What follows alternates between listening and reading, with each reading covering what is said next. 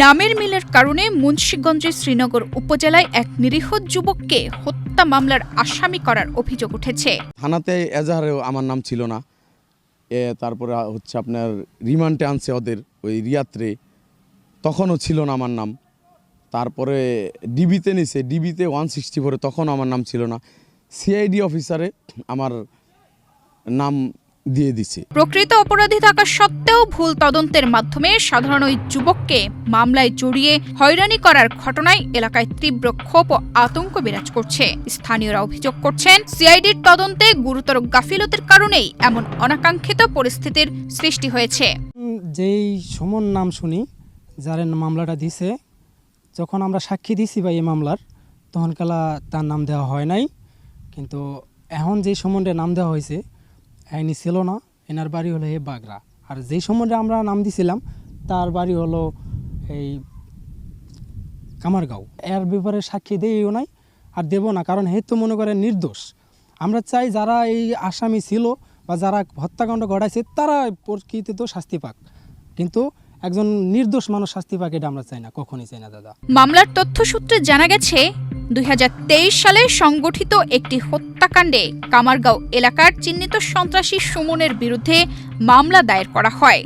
ঘটনার সময়কালে প্রত্যক্ষদর্শী ও স্থানীয়দের দাবি অনুযায়ী ওই হত্যাকাণ্ডে কামারগাঁওয়ের সন্ত্রাসী চক্র জড়িত ছিল। প্রাথমিকভাবে পুলিশ ও ডিবির তদন্তেও তাদের সম্পৃক্ততার প্রমাণ পাওয়া যায়, কিন্তু রহস্যজনকভাবে পরবর্তীতে সিআইডির দাখিল করা চার্জশিটে ঠিকানা ও পেশার ভিন্ন হলেও শুধুমাত্র নামের মিল থাকায় শ্রীনগরের বাগড়া ইউনিয়নের এক সাধারণ যুবক সুমনকে ওই হত্যা মামলার আসামি করা হয়। এতে চরম বিপাকে পড়েছেন নিরীহ ওই যুবক ও তার পরিবার। সবাই আর কি অতঙ্গ হয়ে গেছি গা, ডরে ভয়ে জালারে আমাকে পয় পোলাফান এরা কই আছে, কই কি করছে দেখি। এর মধ্যে আমাকে বউগো করলাম কি, বউগো মাইয়াগো সব এই ঘরের মধ্যে রাখি, আমরা তোমরা কি ঘরগুন বাইরেও না। রিয়া তারপর রিয়াতে নগার কটা মানুষ আছে, রাসেল আছে, এর আর জিজ্ঞেস করে আর বকাবাজি করে। এর মধ্যেই থুমথুম মাইয়া রাসেল ঢুকে গেল ঘরে। ঘরে ঢুকে যেয়েই আমার মাইয়ার কোলে আসলো ছোটো নাতি, ওর বকাবাজি করে। ওর বকাবাজি করে আমার এক বউরে 2টা থাপড় দিয়ে হালাইলো। থাপড় দিয়ে ওখানে কয়েকে লয়ে এই পিস্তলটা এমনি ঠেকাইয়া কয় কি বলে, নুরবাতি গেছে কই ক, আর রুবেল গেছে কই ক, নাহলে তোর ওই যে পোলা মেরে হেলাম। এই কথা কইছে। পরে আমি দৌড় দেয় আমার নাতি থাবাটা দৌড়ছি। আমি গেলাম আপনাকে কি মা বোন নাই কে, এই বাজান কি হয়েছে, তোমরা এখানে বহ, আমরা শুনি কি হয়েছে, তোমরা এরম করো কেন, তোমাকে তো মা বোন আছে, তো এরম করো কে, আমাকে বউগুনকে মেয়েগুনকে এই কইতে কইতে বউটারে 2টা থাপড় দিয়ে হালাইলো। থাপড় দিয়েই এর মধ্যে জামাই আসলো ওইখানে। জামাই তার পোলা ওরম করে হে আইগিয়ে আইছে। পরে আমার জামাইডারে ব্যাগ, মানুষ তো বহুত মানুষ আইছিল, আইসে পরে আমার জামাইডারে চিলিবিলি করে ধরছে। আমরা চিকরি জামাই ছাড়াইতে পারি না।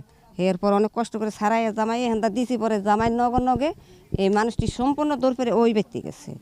ওই ব্যক্তি যাইয়েই আর কি আবার ফিরে গুল্লি ফুটান্ত। প্রত্যক্ষদর্শী নুরু বয়াতি অভিযোগ করে বলেন, ঘটনার দিন রিয়াদ তার দলবল নিয়ে আমাদের উপর হামলা চালায়। বাধা দিতে গেলে এক জেলেকে গুলি করে হত্যা করে। তখন মামলায় কামারগাঁয়ের সন্ত্রাসীদের নাম দেওয়া হয়েছিল। এখন শুনছি বাগড়ার এক নিরীহ ছেলের নাম ঢোকানো হয়েছে। এটা চরম অন্যায়। কামারগাঁ থেকে রিয়াদ, ও রিয়াদ সবাই চিনি আমাদের এখানে। রিয়াদ ওই জুলুমবাস ও আয়া 15 জন লোক নিয়ে আমাদের মাছ দেয়। 1.5 লোক কাছে মাছ, 3-4 লোক চাপাইছে, 1.5 লোক কাছে মাছ নিব একালি করে, বড় বড় মাছ যাব। তোরা দেয় নাই। এরপরে আমার ছেলে যায় কইছে, তোমরা 1.5 লোক ঝগড়াঝাটি করো না, তোমরা এই মাগনা মাছ এরা দিব না, এরা কষ্ট করে মাছ মারে। তো এই কথার পরেই কয় খানকির বলা, তুই এখানে আলিকা, তুই এখানে যা। কয় না, এখানে যাইতে পারবো না, আমরা এখানে থাকুম, তুমি মাছ নিতে পারবা না। তো এই কথা কই, কথা রাখ, তোর খবর নেওয়া মানে এই কথা কই তারা চলে গেছে। এই রিয়াদ যে আমরা অরিজিনালভাবে চিনি। তো এই রিয়াদ যাইয়া লোকজন নিয়ে তার পরের দিন আয়া হামলা দিছে। এমন তেমন হামলা না, ওখানে 2টা গুল্লি ফুরাইছে, এরপরে এখানে 4টা গুল্লি ফুরাইছে, 4টা গুল্লি ফুরানোর পর দেখালে যে জাল্লা দিয়ে চাপ পাইছে। এর ভিতরে ওই ওর এক ভাই আসলো, ডাক দিছে, এই রুবেল তুই পিছায়। ওরা ওই রুবেলরে দৃষ্টি করেই ওই গুল্লিটা করছে। ওই গুল্লিটা করছে পরে ও পড়ে গেছে গা, পরে ওরা সব সরছে এখান থেকে।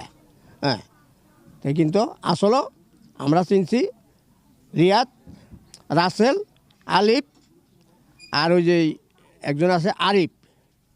ওই আরিফও ও আসলে একটা কাশি নেওয়া, ওর এমন কোনো ভিউ না।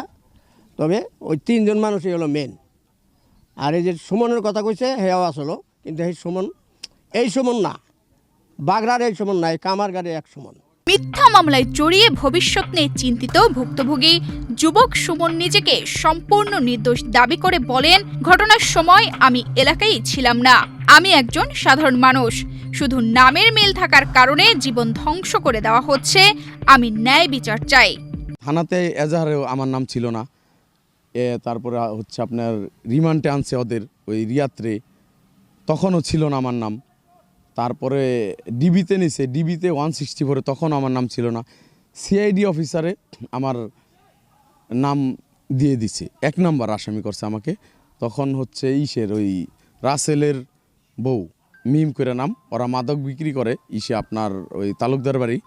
ওরা যেন মাদক যাতে বিক্রি না করতে পারে, আমরা এই সব টাইমেই পুলিশ প্রশাসন যারাই আছে মুরব্বী এদের ইনফরমেশন দিয়ে দেখা, এ কারণে আমার পেছনে লাগিয়া রয়েছে। আমি এক নিরহ লোক, আমি ব্যবসা বাণিজ্য করি, আমি ইটের ব্যবসা করি। এখন ওই এমারত যে ছেলেটা ও হলো 50,000 টাকা দিছে এই রাসেলের বউরে মিম, রাসেলের বউরে 50,000 টাকা দিছে। এই 50,000 টাকা সিআইডি অফিসাররে দিছে, আর ওই যে আপনার 50,000 টাকা বাদিরে দিছে। তারপর আমার নামটা দিছে। ওই সুমনের নাম কাইটা, এজাহারভুক্ত যেই সুমন, ওই সুমনের নাম কাইটা আমার নামটা দিছে। অন্যদিকে মুন্সিগঞ্জ সিআইডির ইন্সপেক্টর বেলায়েত হোসেন বলেন, তদন্ত সম্পন্ন করা হয়েছে, এখন আসামি কি বলল না বলল সে আদালতে গিয়ে প্রমাণ করুক। তবে বিষয়টি জানতে চাইলে তিনি পরে ফোন কেটে দেন। এটা নিয়ে ইনভেস্টিগেশন শেষ, এখন আদালতে আসামি কি বলল না বলল সে আদালতে গিয়ে তাকে প্রমাণ করুক। না আসামি নিয়ে তো আপনি এইভাবে মেসেজ দিয়ে আপনি আমার রিপোর্ট নিতে পারেন না।